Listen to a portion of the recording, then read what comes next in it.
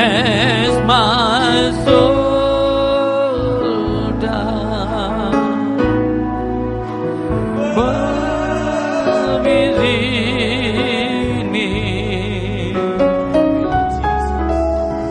I feel Jesus.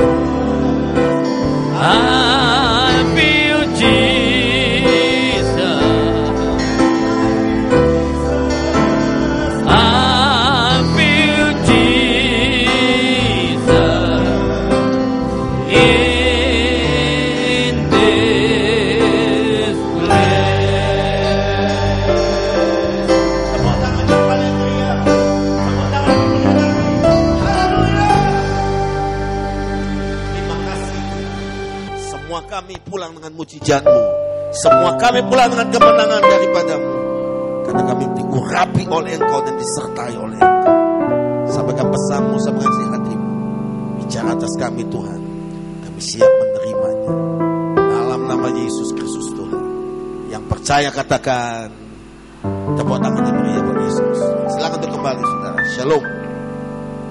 Saudara, luar biasa. Kita sudah memasuki bulan April. Seperti yang saya sampaikan bulan lalu di doa pengerja, bahwa memang Maret, April, Mei ini akan ada goncangan-goncangan yang hebat. Kemarin Aceh dikoncang kembali oleh gempa. Rencananya tsunami tidak jadi karena tsunami sudah pulang ke Jepang, saudara-saudara. Alarmnya tidak bunyi. Tetapi saya mau sampaikan buat saudara, itu harus terjadi. Tetapi itu semua akan membuktikan firman Tuhan itu ya dan amin. Dan saudara dan saya hidup karena firman Tuhan. Hidupmu tidak akan sama lagi. Hidupmu tidak akan seperti dunia. Tapi hidupmu akan menjadi orang-orang yang luar biasa. Tepuk tangannya paling meriah. Siapa yang mengalami hidup yang dahsyat dan luar biasa bersama Tuhan? Amin. Ada orang ngomong begini, ya hidup ini biasa. Hidup ini mengalir, hidup ini ya begini saja, syukur. Saudara, hidup ini cuma sekali. Kita punya Tuhan yang luar biasa. Kalau saudara tidak ambil kesempatan menjadi orang-orang yang berjalan bersama Tuhan yang luar biasa, saudara menjadi orang yang paling rugi. Saya berdoa semua kita mulai hari ini seterusnya akan mengalami hal-hal yang lebih luar biasa lagi. Hal-hal yang dahsyat dalam usaha, pekerjaan, keuangan, pelayanan bersama Tuhan. Tepuk tangannya paling meriah. Yang percaya katakan amin. Mazmur pasal 20 kita buka. Daud mengakui sekarang dia akan tahu dan memang akhirnya dia mengerti bahwa apa rahasia kehidupan manusia, kehidupan setiap orang menjadi bukan orang yang biasa, menjadi orang yang luar biasa. Saya mau katakan buat saudara, banyak hamba Tuhan biasa. Saya nggak mau. Semua kita harus jadi orang-orang yang luar biasa. Luar biasa bicara soal apa? Bukan orang yang normal biasa atau di bawah normal. Tapi mari kita mau menciptakan hal yang luar biasa bersama Tuhan. Saya mau bernubuat buat saudara, bahwa engkau akan mengalami masa-masa yang luar biasa dalam hidupmu. Tuhan berjanji engkau akan dimuliakan oleh Dia. engkau akan dibedakan oleh Tuhan. Yang percaya katakan amin. Mazmur 20 ayat yang ke-7. Kalau saudara baca kitab Mazmur, saudara tahu bahwa Daud itu mengakui. Dan Mazmur 20 ini adalah salah satu daripada Mazmur daripada Daud. Setiap kali orang berkata kitab Mazmur, dipikir semua kitab Mazmur tulisan Daud. Ternyata tidak. Ada tulisan Bani Asaf, Bani Yedutun, ada tulisan Musa. Tetapi khusus sebagian besar kitab Mazmur atau bahasa lainnya Zabur, itu adalah tulisan ilham Roh Kudus lewat Daud. Tapi pasal 20 ayat 7 ini, kalau sudah lihat ayat pertama untuk pemimpin Tuhan, Mazmur Daud. Ayat 7 kita baca sama-sama. Kita lihat dan kita baca sama-sama. 1, 2, 3. Sekarang aku tahu bahwa Tuhan memberi kemenangan kepada orang-orang yang diurapinya, yang menjawabnya dari surganya yang kudus dengan kemenangan yang gilang gemilang oleh tangan kanannya. Yang percaya katakan amin. Sekarang aku tahu, bukankah Daud bukan orang biasa.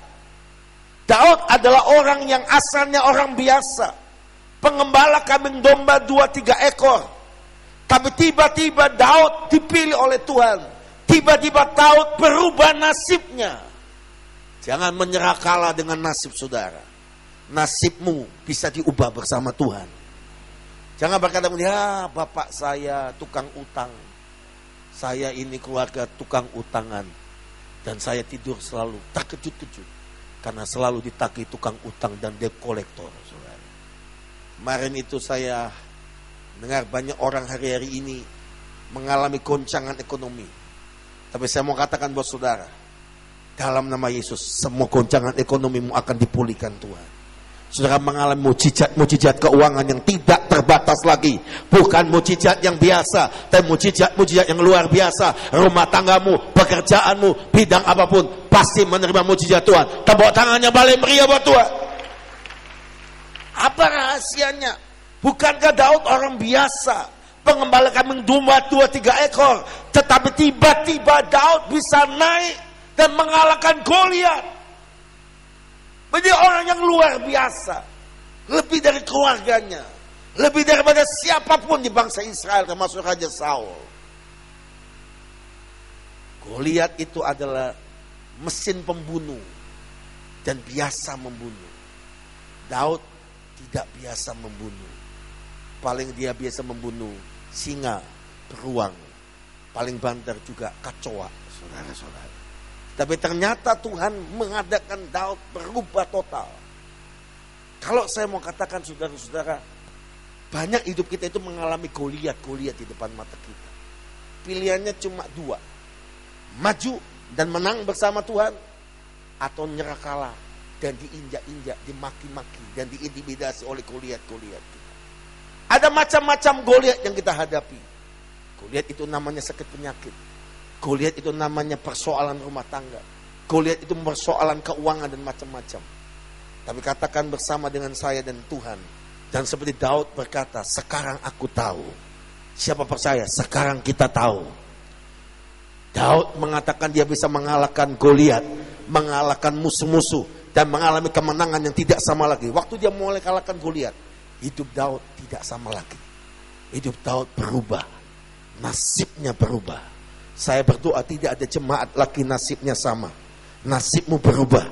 Tidak ada lagi orang yang turunan diabetes, semua sehat. Tidak ada yang turunan jantung, bangga lagi. Kakek saya mati jantungan. Bapak saya jantungan. Saya juga hampir jantungan. Tolak dalam nama Yesus. Amin.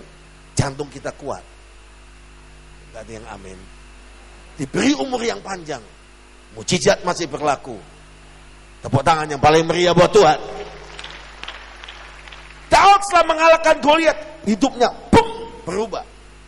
Saya berdoa, tiba-tiba hidup saudara dimuliakan Tuhan. Apa rahasianya? Daud berkata, sekarang aku tahu bahwa kemenangan yang dia raih, kemenangan bagi semua orang percaya, bagi hamba-hamba Tuhan, tidak ada yang lain.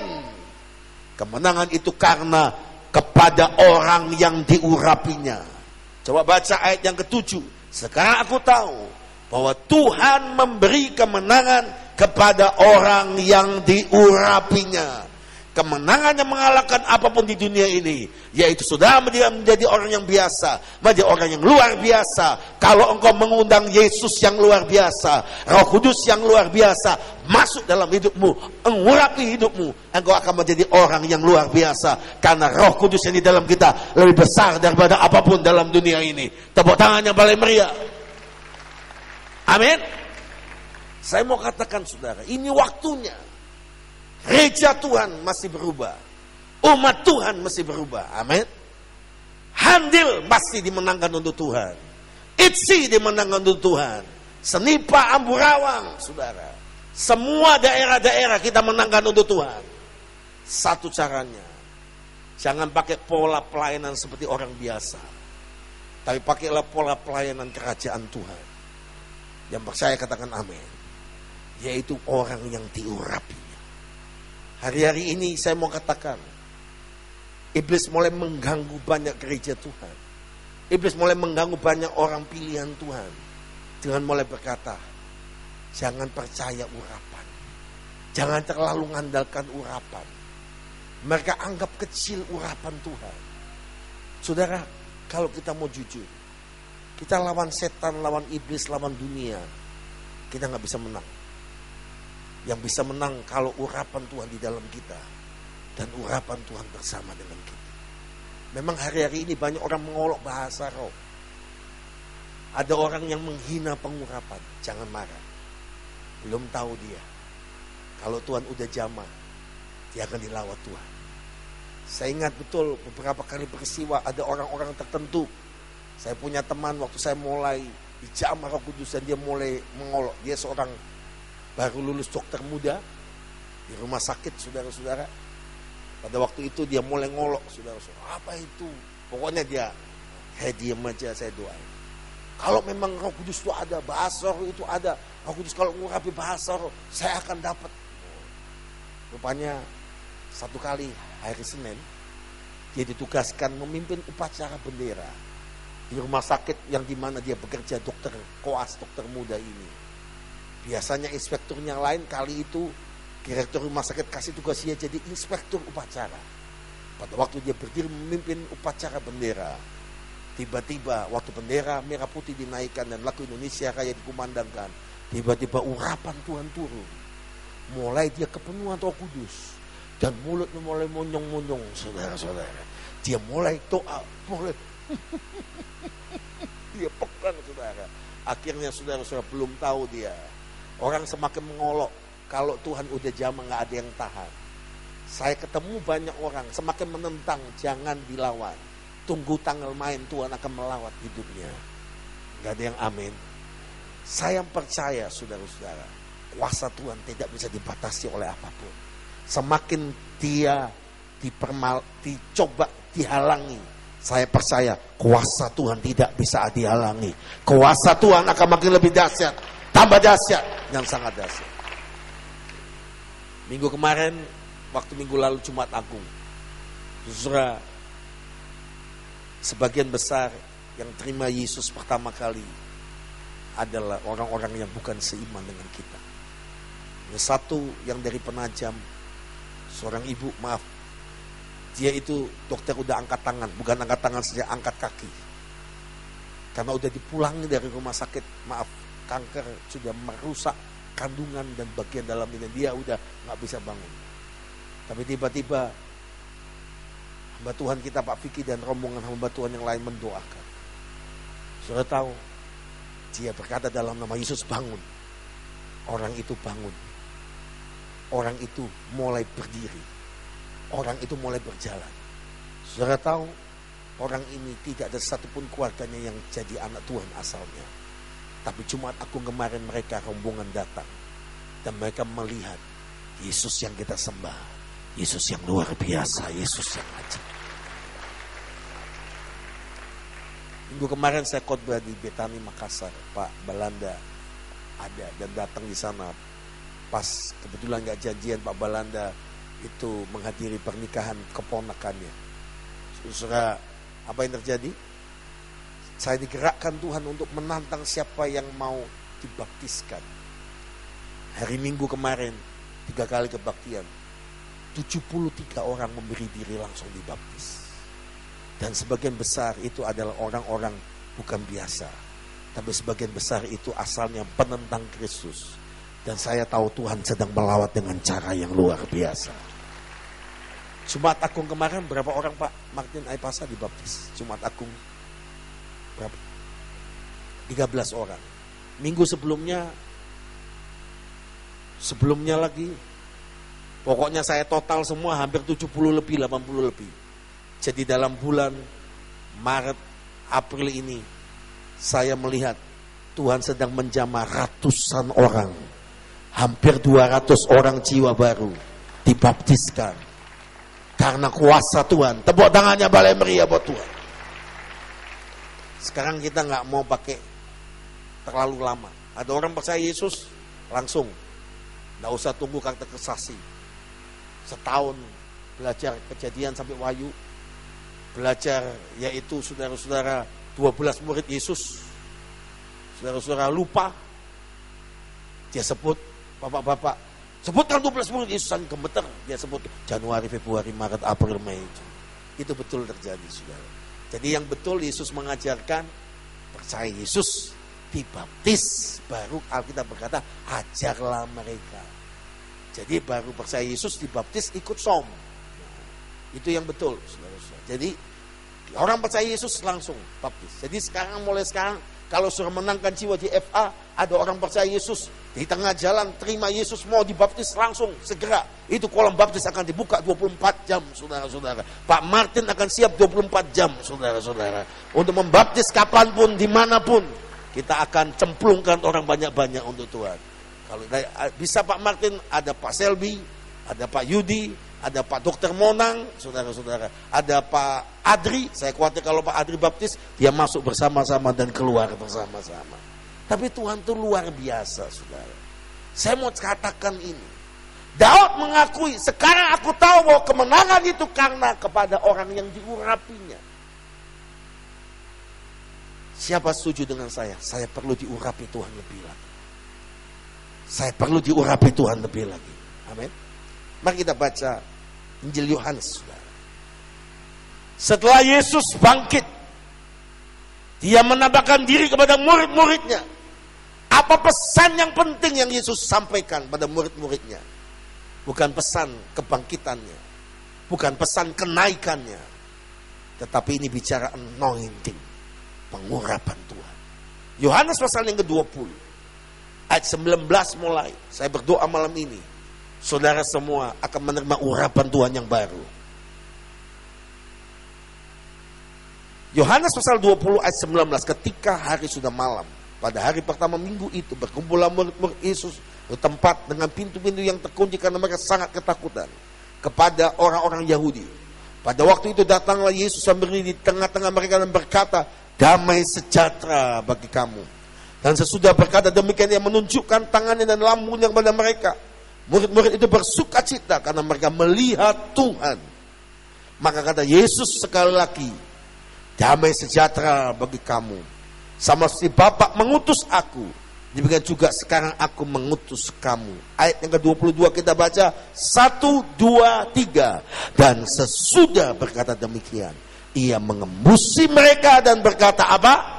Terimalah Roh Kudus. Jika mereka mengampuni dosa orang, dosanya diampuni. Jika kamu menyatakan dosa orang tetap ada, dosanya tetap ada. Dahsyat. Banyak kali orang menceritakan, mengkhotbahkan, menyampaikan tentang Yesus bangkit dan menambahkan diri kepada murid-muridnya. Pesan yang terpenting sebetulnya Yesus mau berkata, yaitu pengurapan itu dia lepaskan. Yang percaya katakan amin. Dia mengembusi mereka dan berkata, terimalah Roh Kudus. Terimalah pengurapan Tuhan. Saudara, saya berdoa malam ini. Simple. Saudara mau mengalami kemenangan hari-hari depan saudara. No choice. Tidak ada pilihan. Daud membuktikan dia bisa kalahkan Goliat. Dia dari orang tidak punya pengalaman memimpin ketatanegaraan, pimpin negara Israel dengan luar biasa. dengan cara yang ajaib. Tuhan memberi kemenangan demi kemenangan dalam hidup Daud. Dia mengakui semua itu karena urapan Tuhan yang bekerja dalam hidupnya. Karena kuasa Tuhan yang bekerja dalam hidupnya. Dan bukan kemenangan biasa. Ayat yang ke-7 bagian B dari Mazmur 20. Kemenangan itu Tuhan menjawabnya dari surga. Dan bukan kemenangan yang biasa. Kemenangan yang kilang gemilang. Kemenangan yang kilang gemilang. Bahkan dikatakan tangan Tuhan yang ajaib memegangnya dengan cara-cara yang luar biasa. Luar biasa. Yang percaya tepuk tangannya paling meriah buat Tuhan. Kemarin saya ada di Jombang. Waktu berjalan cepat, hampir sebulan. Memang kita tidak memperingati 30 harian, 40 harian, semingguan, lain sebagainya. Tapi saudara-saudara, pas kemarin saya dipanggil di Minggu Bungi hari Minggu, saya berangkat ke sana karena Kemis kemarin semua jemaat mengadakan ibadah syukuran. Nah, sesampai di saudara-saudara di Jombang, saya diantar satu teman, dan saya sampai di Jombang, langsung saudara ada urusan sedikit, kemudian saya disuruh saudara-saudara pergi ke Taylor, tukang jahit itu apa? Tukang jahit ya, bukan Hudson Taylor, ya. Taylor atau pokoknya tukang jahit lah, saudara. Mohon maklum saudara-saudara, my English no good, saudara-saudara, not but delicious, saudara-saudara, but delicious katanya, saudara. Jadi my English no good but delicious katanya, saudara. Yang nggak ngerti ya sudah. Roni mengerti ya, sudah lulus SOM harus ngerti. Ngerti nggak ngerti, nganggu aja ngerti. Oh gitu saudara. Nah, yang luar biasa begini saudara-saudara. Saya diajak ke tukang jahit gitu, ya udahlah.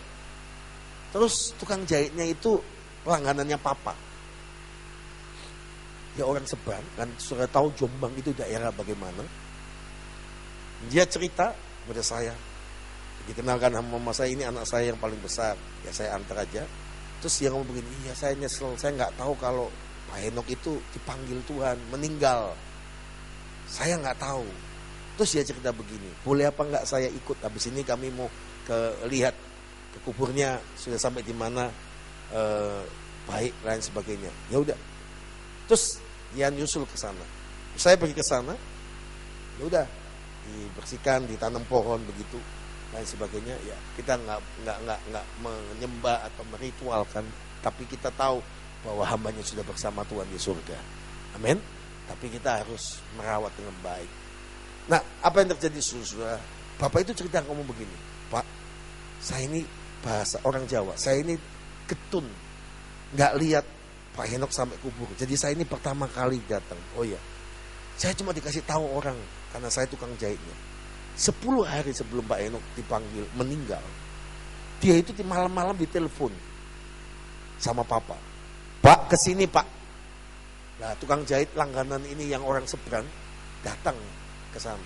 Dipikir mau ukur baju atau apa. Ternyata datang terus masuk rumahnya papa. Papa dengan kondisi tubuh yang sangat baik, dia peluk bapak itu. Peluk dan ngomong begini. Dia peluk terus dia ngomong begini, Pak, saya mau ngomong sesuatu buat Anda. Saya mau sharing sesuatu dengan Anda. Saudara tahu, bapak ini ternyata dia salah satu pemimpin dari sebuah tempat juga, wakil pemimpin dari sebuah tempat.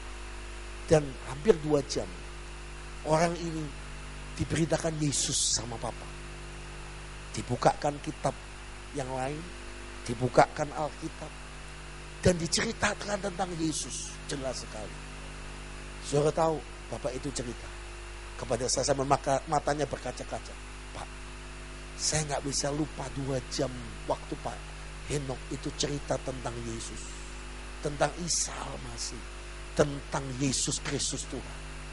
Hati saya mengalami sesuatu yang tidak sama lagi.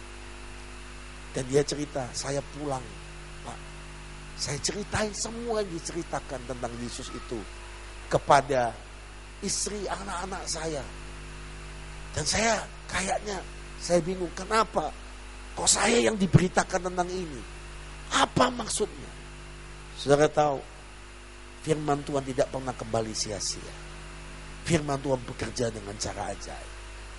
Kemarin saya pegang Bapak ini dan saya ngomong begini, Pak, berarti Bapak itu dipilih oleh Tuhan Yesus. Dan yang nganggutkan kepala dan ngomong, iya Pak, saya akan segera ikut jalan yang Tuhan sudah tunjukkan buat saya. Jalan keselamatan yang sesungguhnya itu. Tepuk tangan yang paling meriah. Tepuk tangan lebih meriah.